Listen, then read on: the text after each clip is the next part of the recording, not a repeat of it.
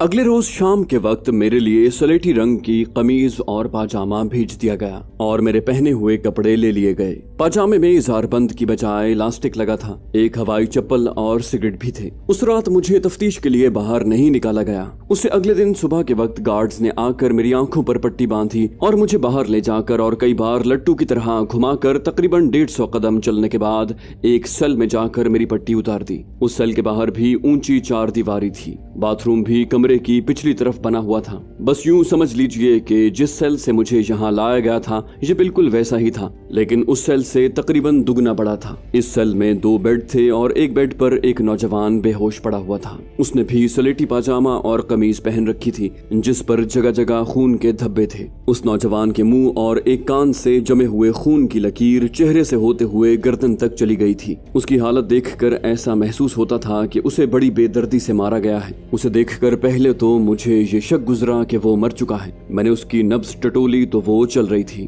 میں نے دل میں کہا کہ ان بھیڑیوں نے نامعلوم کس جرم کی پاداش میں اس جوان کے ساتھ اتنا بے رحمانہ سلوک کیا ہے کہ زندہ اور مردہ میں تمیز مشکل ہو گئی ہے۔ 3-4 گھنٹوں بعد اس نوجوان نے کراہنا شروع کیا اور آہستہ آہستہ آنکھیں کھول کر ادھر ادھر دیکھا۔ مجھ پر نظر پڑی تو اس نے پانی مانگا۔ پانی پینے کے بعد اس نے آنکھیں بند کر لیں اور کراہتے کراہتے سو گیا یا بے ہوش ہو گیا۔ اس کی حالت دیکھ کر مجھے اپنے ساتھ آئندہ پیش آنے والے تشدد کا اندازہ ہو رہا تھا۔ آخر کب تک میں تفتیشی ٹیم کو طفل تسلیوں سے بہلا سکتا تھا؟ غروب آفتاب کے بعد اسے پھر ہوش آیا۔ میں نے پانی سے اس کے چہرے اور گردن سے خون صاف کیا اور اسے سگریٹ دیا۔ اس کی حالت ذرا سنبھلی تو میں نے اس سے پوچھا کہ وہ کون ہے اور اس کی یہ حالت کیوں کی گئی ہے۔ وہ جواب دینے ہی لگا تھا کہ ہم دونوں کے لیے کھانا آ گیا۔ بڑی مشکل سے اس نے چند نوالے کھانا کھایا۔ میرے دوبارہ پوچھنے پر اس نے بتایا کہ وہ لاہور رنگ محل کا رہنے والا ہے۔ فلم دیکھنے کا اسے بہت شوق ہے اور اسی شوق کے پیش نظر اس نے لاہور کے ایک اسمگلر سے رابطہ کر کے بھارت میں داخل ہونے کا پروگرام بنایا تھا۔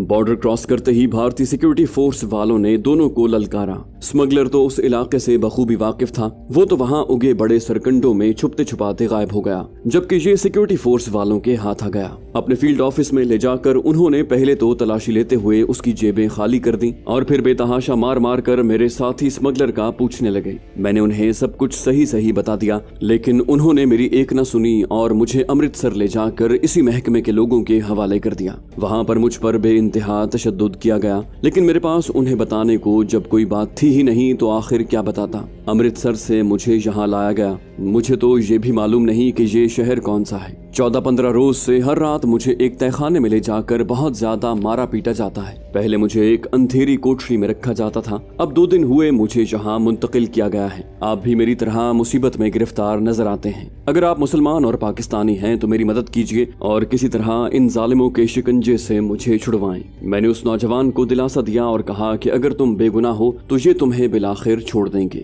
اور غیر قانونی طور پر بارڈر کراس کرنے کے جرم میں تمہیں زیادہ سے زیادہ 2-3 سال کی سزا ہو جائے گی۔ میں نے اسے کہا کہ تمہاری طرح ہی میں بھی یہاں بے بس ہوں اور عملی طور پر تمہارے لیے کچھ نہیں کر سکتا، بلکہ حوصلہ رکھو، اللہ پاک یقیناً کوئی نہ کوئی راستہ دکھا دے گا۔ اس لڑکے نے مجھ سے پوچھا کہ آپ کو یہاں کس جرم کے تحت لایا گیا ہے۔ میں نے جواب دیا کہ یہ ایک لمبی کہانی ہے جسے تفتیشی عملے کے سامنے دہراتے میں تھک گیا ہوں، اس لیے پھر کسی وقت تمہیں اپنی داستان سناؤں گا۔ اس رات جب باہر کا دروازہ کھلنے کی آواز آئی تو میں تفتیشی مراحل سے گزرنے کے لیے خود کو تیار کرنے لگا۔ گارڈز اندر آئے اور اس نوجوان کی آنکھوں پر پٹی اور ہاتھ پشت پر باندھ کر اسے باہر دھکیل کر لے گئے۔ اس نوجوان نے پٹی بندھتے ہی رونا اور آہو بکا شروع کر دی۔ زیادہ سے زیادہ 20 منٹ گزرے تھے کہ مجھے اس لڑکے کے چیخنے چلانے اور ہائے مر گیا، مجھ پر رحم کرو، اف میری ہڈی ٹوٹ رہی ہے کی آوازیں آنے لگی۔ ان آوازوں کے ساتھ ساتھ ہی مغلظات اور مار پیٹ کی آوازیں بھی آ رہی تھیں۔ میں نے اندازہ لگایا کہ ٹارچر سیل یہاں سے قریب ہی تھا۔ اس لڑکے کی چیخوں سے ایسا معلوم ہو رہا تھا کہ اسے سخت جسمانی اذیت دی جا رہی ہو۔ مجھے پھر کسی کی کرخت آواز سنائی دی، مرچیں، تیل اور ڈنڈا لاؤ۔ تھوڑی دیر بعد ہی اس نوجوان کی انتہائی تیز چیخ سنائی دی۔ وہ شدت درد سے بڑی دردناک چیخیں مار رہا تھا۔ چشم تصور سے میں دیکھ رہا تھا کہ اس کے ساتھ کیا سلوک کیا جا رہا ہے۔ اتنا وحشیانہ عمل تو شاید کسی دور میں بھی کسی ظالم سے ظالم شخص نے اپنے دشمنوں سے نہ کیا ہوگا۔ میں سوچ رہا تھا کہ وہ वो नौजवान और मैं इन जालिमों के आगे बेहकीकत कीड़ों से भी कम हैसियत रखते हैं। उसके साथ जो सलूक किया जा रहा था, मेरे साथ उससे भी ज्यादा अजियतनाक रवैया अपनाया जाएगा। पाकिस्तान से रवानगी से कबल साइनाइड भरी दाढ़ लगाना वाकई दुरुस्त था। इस शर्मनाक अजियत और जिल्लत से बचने के लिए वो दाढ़ वाकई इन हालात में नेमत साबित होती। उस नौजवान की दर्द भरी चीखों से मुझे खाक नींद आनी थी। उसकी चीखें अचानक बंद हो गईं। मैंने सोचा कि वो या तो मर गया है और या कम से कम बेहोश हो गया है। रात यूं ही बीत गई। फजर के वक्त 4 गार्ड्स उसे हाथों और टांगों से उठाए सेल में उसके बेड पर फेंक कर चले गए। उनके जाने के बाद मैंने उसकी नब्ज देखी। नब्ज बिल्कुल नॉर्मल थी। वो यकीनन बेहोश था। उसकी तरफ से मुतमईन होकर मैं अपने बेड पर चला आया और मेरी आंख भी लग गई। सुबह 8 बजे के करीब हम दोनों के लिए नाश्ता आया। वो तो बेहोश था। मैंने नाश्ता जहरमार किया। मैं सोच रहा था कि अब अनकरीब मेरी भी ऐसी ही चीखें शुरू होने वाली हैं। मैंने अजियत और तशद्दुद सहने के लिए तो खुद को एक हद तक तैयार कर लिया था, लेकिन जो शर्मनाक अजियत गुज़श्ता रात उस नौजवान को दी गई थी उसका मैंने कभी सोचा भी न था। उस नौजवान के कपड़ों पर पुराने सूखे खून के धब्बों के अलावा नए धब्बे भी लगे हुए थे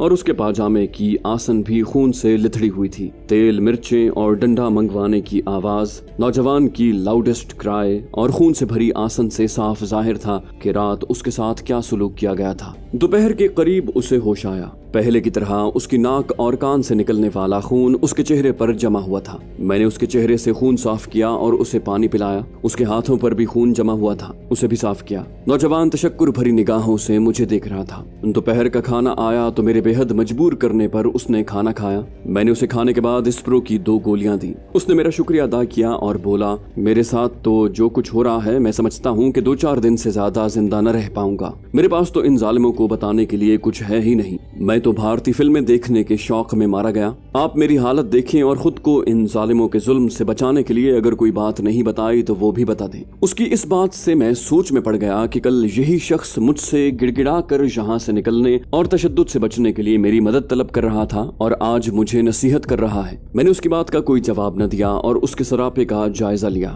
मुझे गिरफ्तार हुए 5 दिन हुए थे, जबकि उस नौजवान के मुताबिक उसकी गिरफ्तारी को आज 17-18 रोज हो चुके थे, लेकिन उसकी दाढ़ी मेरी दाढ़ी के निस्फ के बराबर थी। मैंने उसके हाथों और पांव के नाखूनों को देखा तो वो भी बड़े हुए नहीं थे। उसके मुतालिक मेरे दिल में कुछ शक सा पैदा हुआ। मैंने इस शक को मिटाने के लिए उससे पूछा कि वो कितना पढ़ा हुआ है। उसने जवाब दिया कि मैट्रिक पास है।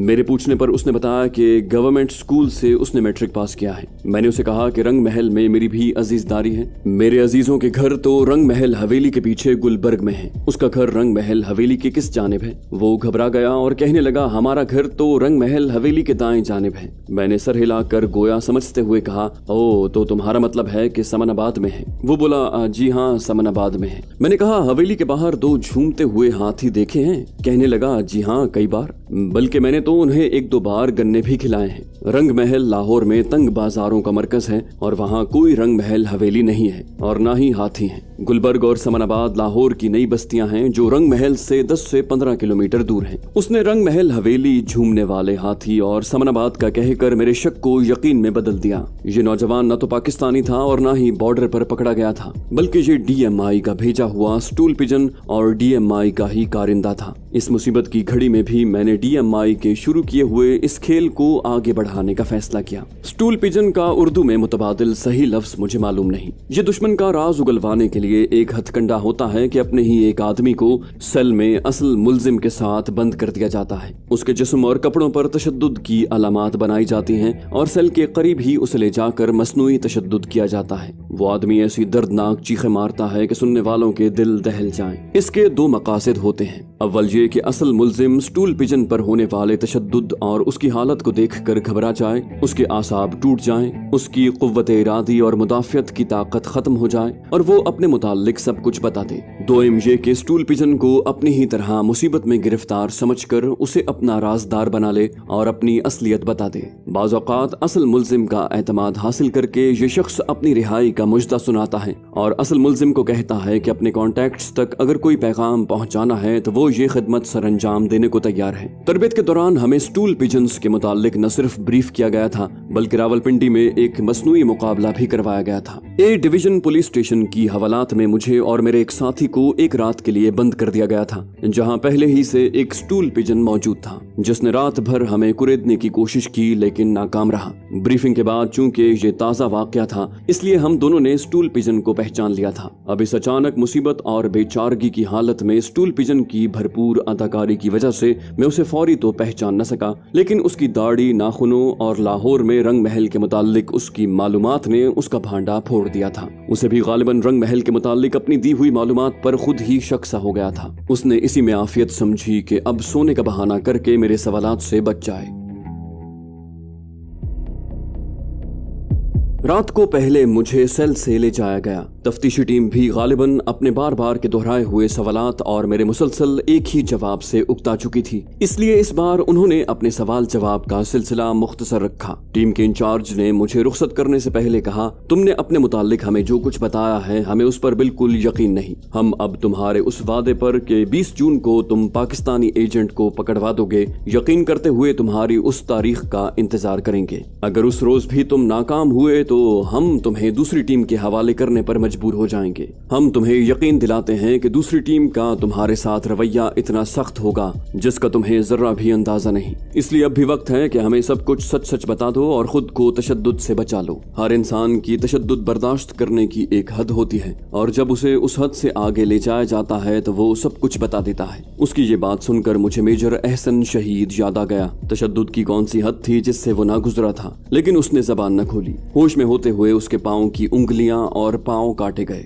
उसके बाद उसके हाथों की उंगलियां और हाथ काटे गए, लेकिन वो मर्द मोमिन सब कुछ सह गया, जान दे दी लेकिन जबान न खोली। तफ्तीशी टीम ने जो कुछ कहा था वो बिल्कुल दुरुस्त था। जब तक एक टीम जबान खुलवाने में मुकम्मल तौर पर नाकाम न हो जाए मुल्जिम को दूसरी टीम के हवाले नहीं किया जाता। मुल्जिम की जबान खुलवाने से ही किसी तफ्तीशी टीम की कारकर्दगी को परखा जाता है और कामयाबी की सूरत में सारा क्रेडिट उस टीम को ही मिलता है। 20 जून को मेरे ताउन के वादे से मौजूदा टीम को मुझे अपनी तहवील में रखने का जवाज मिल गया था। उस तारीख को अगर वो नाकाम हो जाते तो मुझे यकीनन किसी दूसरी टीम के सुपुर्द कर दिया जाता जिसके जबान खुलवाने के अपने हरबे होते। मैंने टीम के इंचार्ज को मुखातिब करते हुए कहा, सर मैं अपने अदम ताउन का अंजाम बखूबी जानता हूँ। मेरे सेल में एक जवान कैदी है जिसकी हालत देखकर और रात को तफ्तीशी टीम की तफ्तीश के दौरान उसकी चीखों से मुझे बखूबी अंदाजा हो चुका है कि मेरे अदम ताउन की सूरत में मेरा क्या हशर किया जाएगा। मैंने आपसे 20 जून और अगर एजेंट उस रोज न आया तो 22 जून को उसे पकड़वाने का वादा किया है।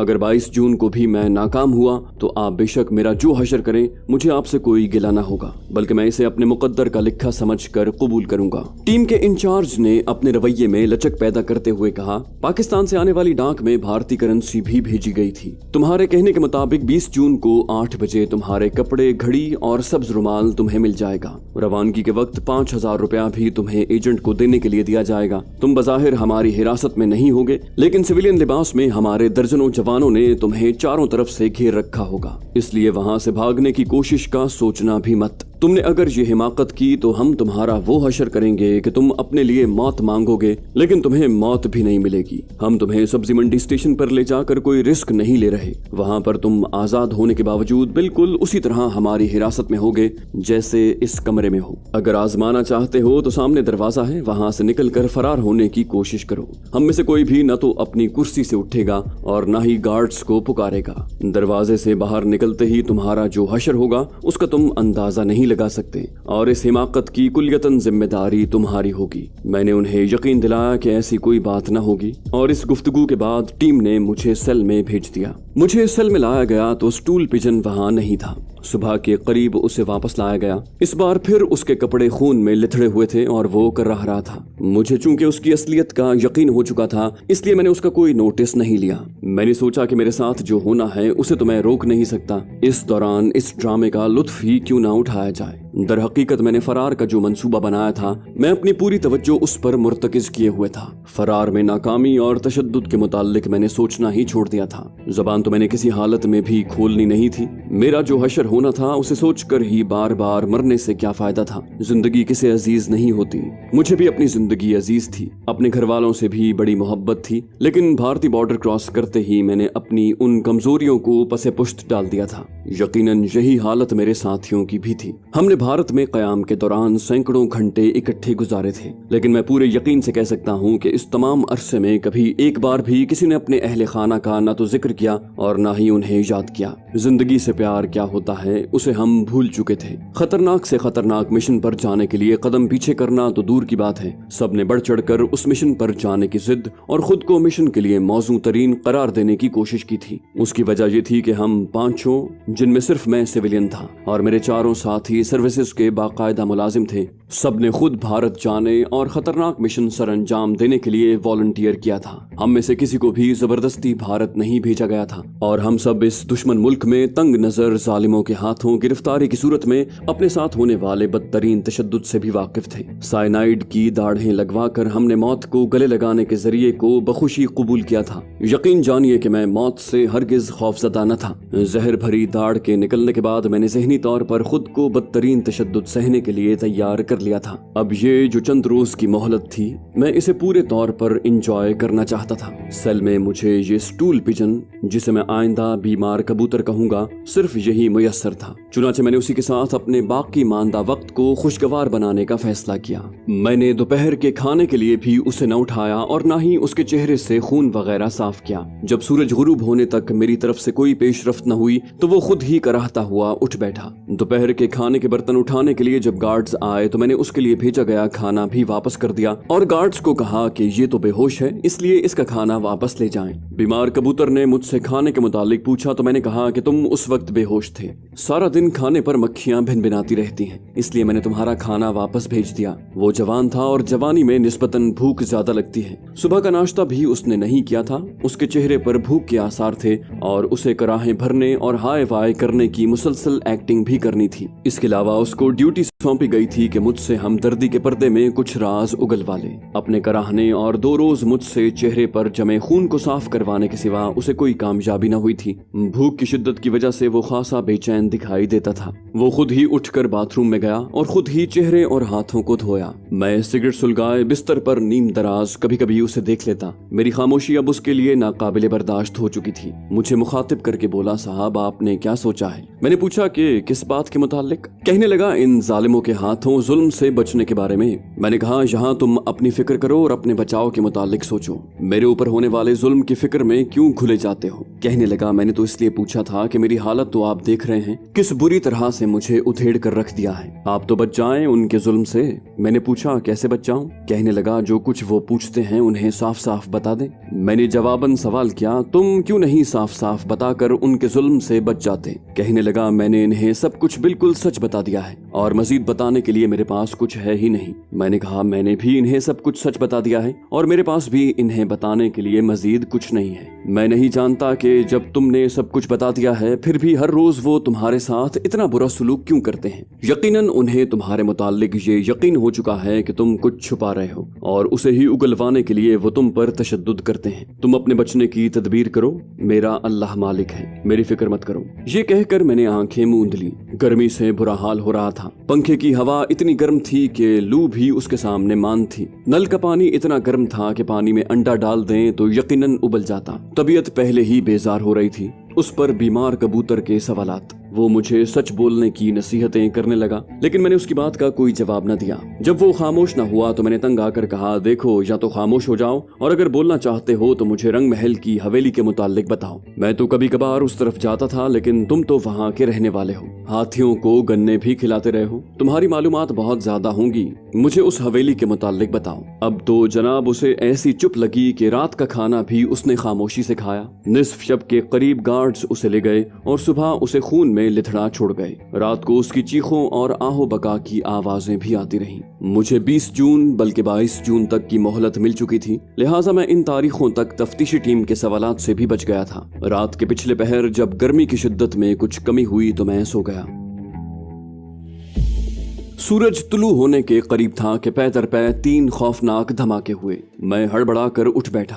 मेरे अंदाजे के मुताबिक तीनों धमाके मेरे सेल से करीबन 100 मीटर दूर और 1 मिनट के अंदर हुए थे। 4 दीवारी के बायस बाहर तो मैं देख नहीं सकता था। धमाकों के 3-4 मिनट के बाद सीटियां बजने और भाग दौड़ की आवाजें आने लगी। ऊंची आवाज में अहकाम दिए जा रहे थे। थोड़ी देर बाद ही जीपों के एक तरफ जाने की आवाज आई और उनके बाद एम्बुलेंस अपने मखसूस हूटर बजाती गुजर गई। हर तरफ एक शोर मचा हुआ था। कुछ समझ में नहीं आता था कि क्या हुआ है। कानों के पर्दे फाड़ने वाली आवाज से तो ये बमों के धमाके थे और एम्बुलेंसों की आमद से अंदाजा होता था कि जानी नुकसान भी हुआ है।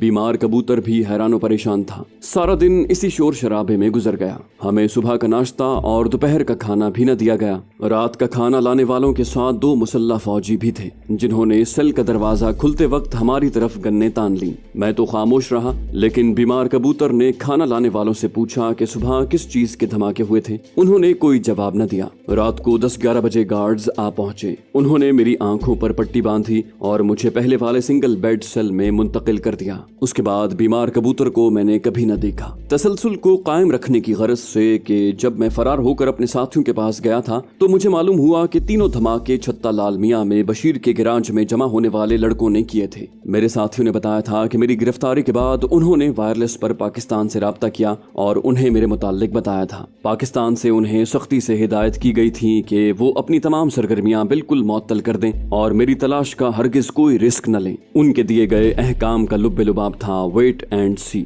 मेरे साथियों ने अहकाम पर हर्फ बहर्फ अमल किया, लेकिन लड़कों को तमाम वाकया बता दिया। मेरी गिरफ्तारी का सुनकर लड़के बहुत मुश्तइल हो चुके थे। उन्होंने मेरे साथियों से मिलकर मेरा सुराग लगाने और मुझे छुड़वाने का प्रोग्राम बनाना चाहा, लेकिन मेरे साथियों ने बावजूद शदीद ख्वाहिश के पाकिस्तान से मिले हुए अहकाम के पेश नजर अपनी मजबूरी बताई और माजरत कर ली। अब लड़कों ने अपने तौर पर मेरा खोज लगाना चाहा। वो चंद माह पहले रिटायर होने वाले एक मुसलमान फौजी से मिले, जिसने उन्हें बताया कि इस तरह गिरफ्तारी का अमल सिर्फ DMI वाले ही करते हैं। उस साबिक फौजी ने लड़कों को दिल्ली में DMI हेडक्वार्टर्स का महले वकू बता दिया था। वो खुद भी हेडक्वार्टर्स के अंदर नहीं गया था। अंदर की मालूमात हासिल करने के लिए लड़कों ने गैराज में मुरम्मत के लिए आई एक गाड़ी ली और बाद दोपहर हेडक्वार्टर्स के बाहर खड़े हो गए। जब स्टाफ छुट्टी के बाद बाहर निकला तो उन्होंने हेडक्वार्टर्स के एक बावर्दी आदमी को अगवा किया और गैराज में ले आए। थोड़े से तशद्दुद के बाद ही उसने हेडक्वार्टर्स का पूरा नक्शा और जेर जमीन सेल के अलावा जमीन पर बने हुए सेलों की तफसील भी बता दी।